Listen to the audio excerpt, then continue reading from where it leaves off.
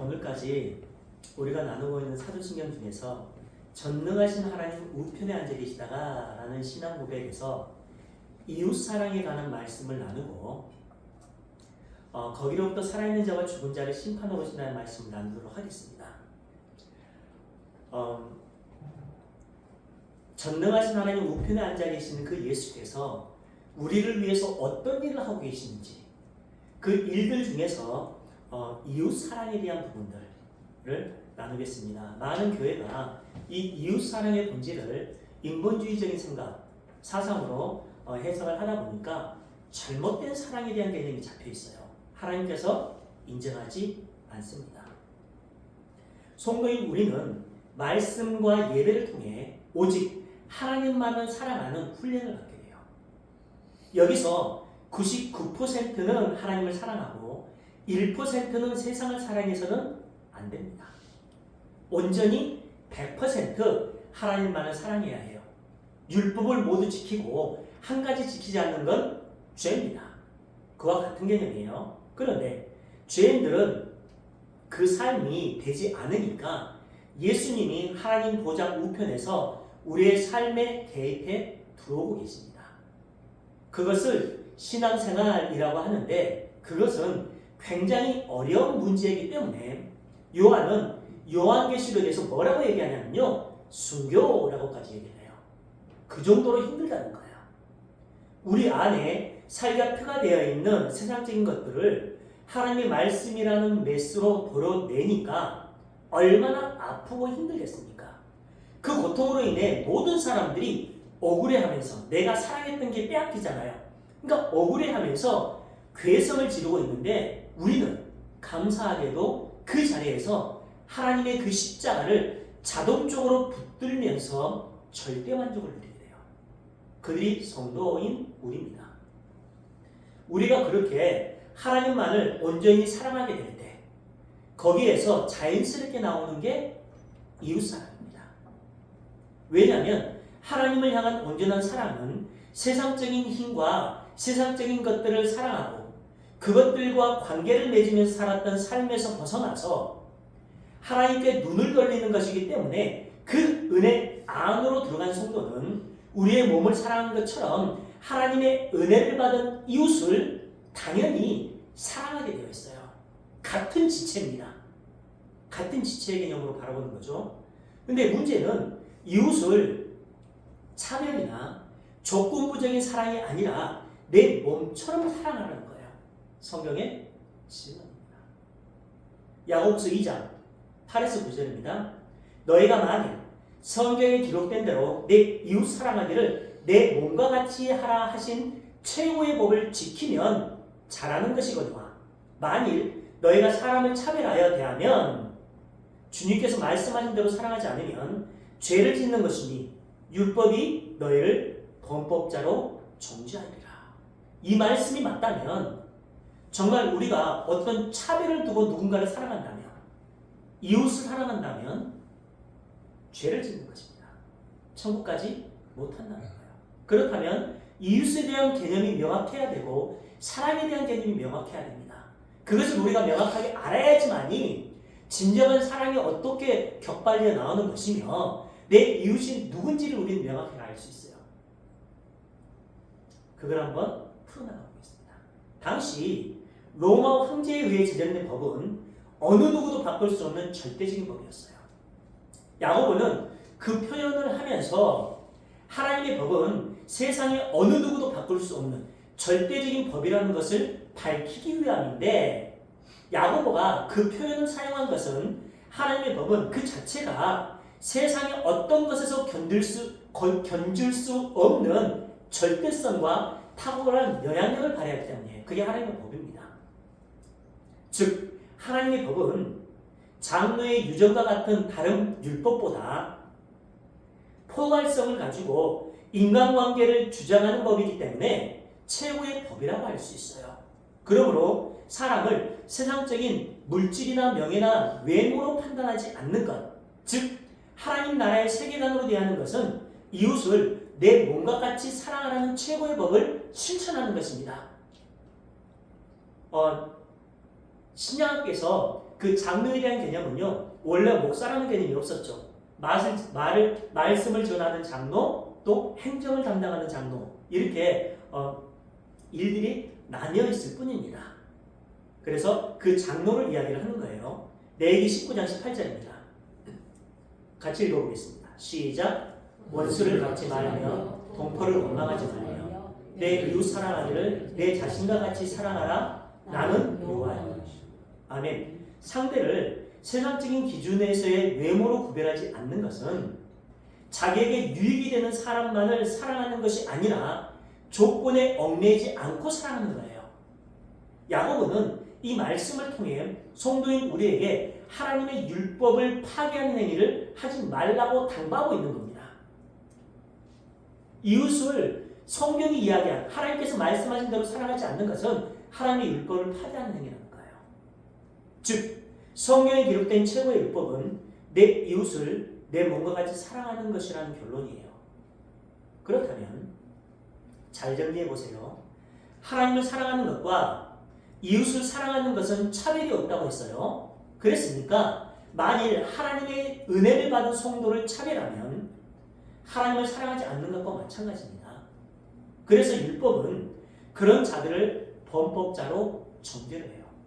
그것은 하나님을 사랑하는 것과 하나님의 백성인 이웃을 사랑하는 것을 같은 개념으로 보고 있는 거예요. 그런데 문제는 우리가 이웃을 우리 몸처럼 사랑하기 위해서는 자신에게 1,000,000원을 쓰면 이웃에게도 1,000,000원을 쓰는 것이 내 이웃을 내 몸과 같이 사랑하는 것인데 그것은 가족끼리도 되지 않습니다. 그렇다면 내 이웃을 내 몸처럼 사랑하는 것이 어떤 것일까요? 하나님을 사랑하는 것에서부터 격발된 이웃 사랑은, 그러니까 하나님을 사랑하는 게 기본 베이스가 되는 거예요. 그게 핵심이 되는 겁니다. 거기서 나오는 게 이웃 사랑이라는 거예요. 그 이웃 사랑은 하나님의 사랑을 전제로 나와야 돼요. 그게 전제가 안 되면 가짜입니다. 그렇다면 하나님을 알지 못하고 하나님의 사랑을 알지 못하는 자는 이웃을 사랑할 수 없다는 결론이에요. 어떤 행위로도 안 됩니다. 그러니까 세상적인 개념 안에서의 이웃사랑은 하나님께서 인정하는 이웃사랑이 아니라는 거예요. 그런다고 해서 그런 이웃사랑을 하지 말라는 건 아니에요. 쉐마, 우리가 본문에서 읽었던 그 하나님의 쉐마는 하나님의 은혜를 받아서 출애굽해서 홍해를 건넌 백성들에게만 주어진 명령입니다. 애굽, 에돔, 바벨론, 가나안 사람들에게 주신 명령이 아니라는 거예요. 이스라엘아 들으라. 하나님의 사랑을 받는 백성들아 내 이웃을 내 몸처럼 사랑하라고 했어요. 그러니까 하나님께서 인정하시는 이웃 사랑은 하나님의 은혜를 받은 성도인 우리만이 할 수 있는 사랑이라는 결론이에요. 그렇다면 성경에서 말하고 있는 이웃에 대한 정의를 내리는 게 중요합니다. 이웃이 어떤 존재인지, 그 이웃은 하나님의 은혜, 어린 양의 피로 구원받은 한 신앙, 한 믿음을 고백하는 교회를 말해요. 그게 이웃입니다. 쉐마는 하나님의 사랑과 이웃 사랑이 핵심이고 이스라엘에게만 주어진 것이기 때문에 성경에서 말하는 이웃 사랑은 이스라엘에게만 유효하다는 결론이에요. 그러니까 내 이웃을 내 몸처럼 사랑하라는 율법의 명령은 하나님 나라 안에 속한 성도들끼리의 사랑을 말합니다. 한 몸으로서의 교회를 말하는 거예요. 그렇다고 해서 세상적인 방법으로 다른 사람들을 사랑하지 말라는 것은 아니에요. 우리는 하나님의 백성들, 우리의 진짜 이웃이 누구인지를 명확하게 알지 못하기 때문에 명확하게 알지 못해요. 그것은 모든 사람들을 사랑으로 품는 하나님 사랑과 이웃 사랑에서 자연스럽게 나오는 열매라고 할 수 있어요.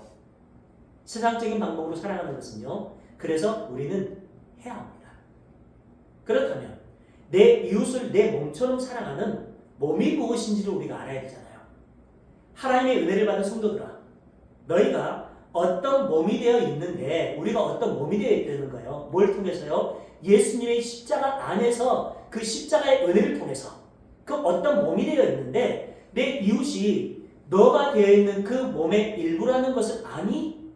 그들도 너에게 부어진 똑같은 은혜로 그리스도의 몸이 되었기 때문에 내가 하나님의 그 은혜로 구원받았다는 그 믿음과 그 감격으로 내 이웃도 그렇게 바라보고 대할 수 있겠니? 라고 하는 질문입니다. 쉽게 말해서 성도인 우리는 예수라는 머리에 붙어있는 각 지체라는 거예요. 한번 생각해 보세요. 우리의 손이 범죄를 저질렀어요. 그런다고 해서 이 나쁜 놈 하면서 잘라내겠습니까? 관대하죠. 우리의 발이 잘못된 길로 갔어요. 그런다고 해서 이 나쁜 놈하고 찍어내고 다른 사람에게 붙어있는 발을 인정하겠습니까? 아니죠. 그걸 얘기하는 거예요. 그 사람은. 그것이 내 이웃을 내 몸처럼 사랑하는 것입니다. 그러니까 예수라는 머리에 붙어있는 게 전제가 되어 있어야 되는 거죠. 그 예수라는 머리에 붙어있는 지체만이 진정한 이웃이라는 거죠.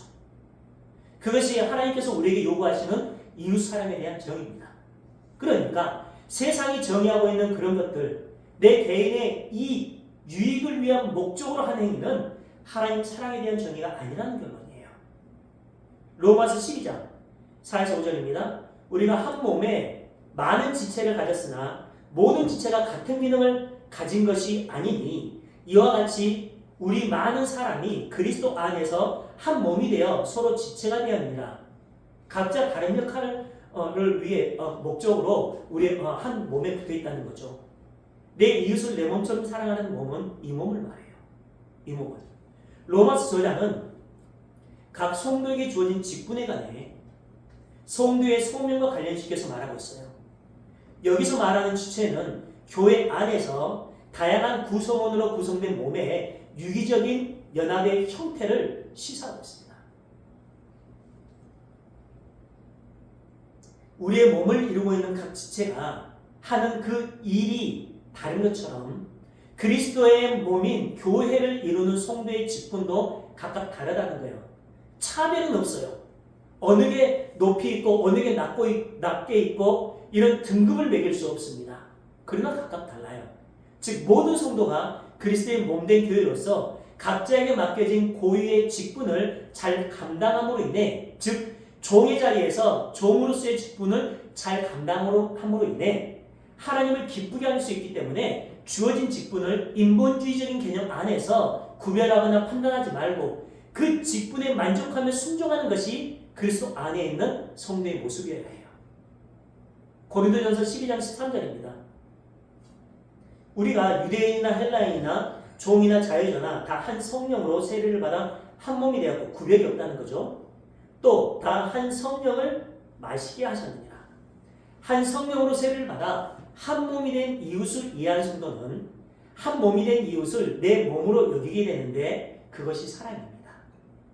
지금 예수께서 하나님 보좌 우편에서 어떤 일을 하고 있는지를 설명하고 있는 겁니다. 우리가 복음을 올바로 이해하고 하나님의 은혜를 깊이 깨닫고 있는 성도라면 우리와 함께 한 믿음 안에 한 길을 가고 있는 하나님의 백성들을 성도인 우리가 한 몸이라는 것을 인정하고 그 한 몸인 교회는 내 몸이기 때문에 자연스럽게 내 이웃을 내 몸처럼 사랑하게 되어 있다는 거예요. 그 이야기를 하고 있습니다. 내 몸에 있는 팔은 내 다리를 인정하게 되어 있지 다른 몸에 붙어있는 걸 인정하지 않는다는 거예요. 예수님이 하나님 보좌 우편에서 교회인 우리의 머리가 되셔서 우리를 한 몸으로 끌어안고 계세요. 그러니까 그것은 우리가 열심히 이루어내야 하는 계명이 아니라 우리의 힘과 능력으로 만들어내야 될 계명이 아니라 예수님께서 십자가에서 이루어내신 은혜의 현실입니다. 그 현실이 우리 삶 속에 이루어지는 그 길로 한 발 한 발 가고 있는 것 뿐이에요. 그러니까 내 이웃을 내 몸처럼 사랑하는 것은 부담스러운 명령이 아니에요. 우리의 삶 속에 자연스럽게 이루어지고 있는 삶의 현실이에요. 우리는 그렇게 사랑하지 못하기 때문에 하나님이 예수님을 시켜서 서로 사랑할 수밖에 없는 한 몸으로 서로 만들어 버리셨는데 그것이 교회입니다.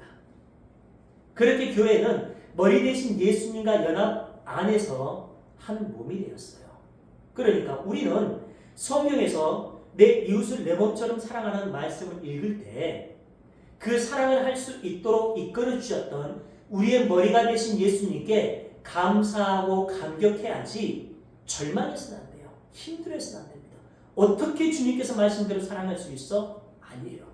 그리스도 안에 있기만 하면 자연스럽게 내 이웃을 내 몸처럼 사랑할 수 있도록 예수께서 행하시는 거죠. 그것을 연합이라고 합니다. 결론적으로 성경에서 말하는 내 이웃을 내 몸처럼 사랑하라는 말씀은 우리가 1,000,000원을 쓰면 이웃을 위해 1,000,000원 써야 한다는 것이 아니라 너희가 하나님으로부터 받은 사랑이 어떤 것인지를 명확하게 안다면 똑같이 하나님의 은혜를 받은 이웃에게 그 사랑을 한번 내놔라. 그 사랑의 삶을 살아봐 하는 요구예요. 조금만 더 들어보세요. 성경은 분명히 내 이웃을 내 몸처럼 사랑하라고 합니다. 그것은 나를 사랑함이 전제가 되어 있는 말인데 우리는 성경에서 나 자신을 사랑하지 말고 부인하라고 배웠어요. 성경이 그렇게 얘기하고 있잖아요. 그렇다면 여기서의 자기 사랑은 무엇을 얘기할까요? 우리가 하나님의 사랑을 받아서 구원받게 되면 그렇게 구원받은 새로운 피조물로서의 나를 믿음으로 경험하게 돼요. 대부분의 시간은 우리의 옛 자아에 들어있는 나에게 실망하면서 흘러갑니다. 죄로 인해 점철되어 있는 나의 삶의 행위를 통해서. 그런데 가끔씩은 예수님의 은혜로 새롭게 창조된 나, 하나님의 말씀 앞에 순종하는 대로 살아가는 나를 발견하게 돼요. 경험하게 됩니다. 그것을 믿음이라고 해요. 가끔씩. 그때 우리가 믿음 안에서 그렇게 새롭게 창조된 나를 인식하게 될 때 그 구원은 너무나 소중하게 느껴져요. 그렇게 살다가 지옥에 갈 뻔했기 때문에 예수님의 은혜가 아니었으면 큰일 날 뻔했다는 소중함과 감사하는 마음으로 하나님께 고백하게 됩니다. 그것이 새로운 피조물로서의 나를 사랑하는 거예요.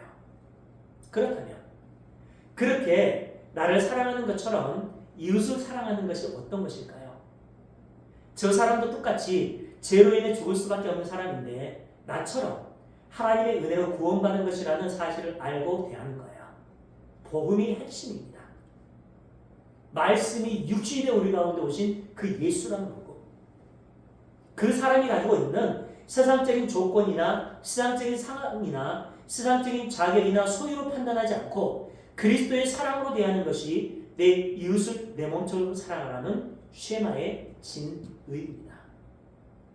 그렇게 같은 공동체 안에서 한 길을 가고 있는 한 몸으로서의 교회가 무엇인지를 아는 성도는 내 몸의 지체를 아무 조건 없이 사랑한 것처럼 그 공동체의 구성원인 이웃을 세상적인 기준과 조건과 소유의 양으로 판단하지 않을 수 있게 돼요.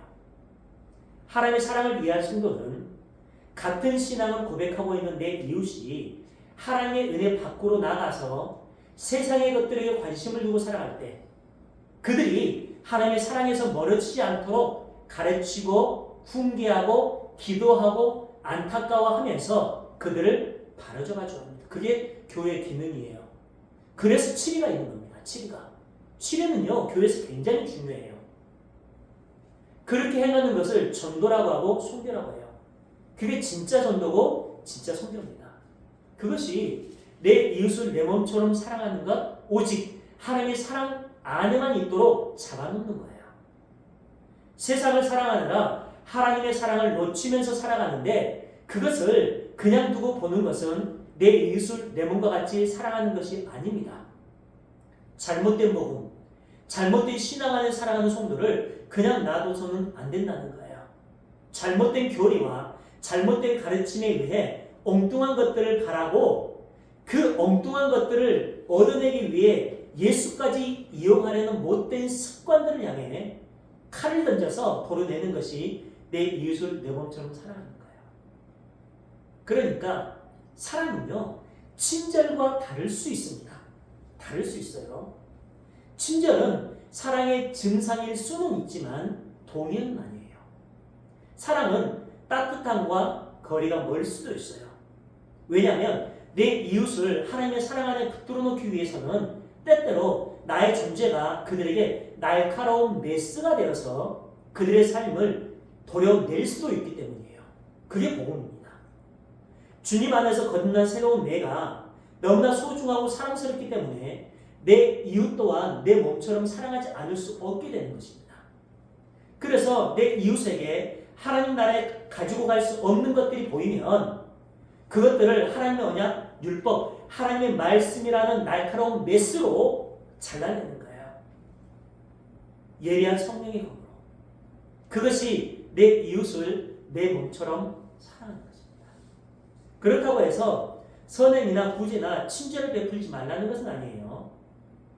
그것은 하나님을 사랑하는 성도의 당연한 열매이지 진짜 사랑은 그렇게 나타나지 않을 수도 있다는 것을 말씀드리고 있는 겁니다.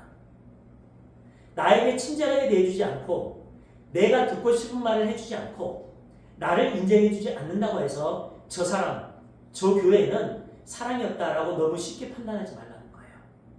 진짜 사랑을 하느라 불친절해 보일 수도 있고 싸늘해 보일 수도 있어요. 복음이 핵심이 되어서. 거짓되고 위장된 사랑을 하지 않기 위해 일부러 가면을 쓰고 친절을 가장하지 않는 사람을 사랑이 없다라고 매도하지 말라는 거예요.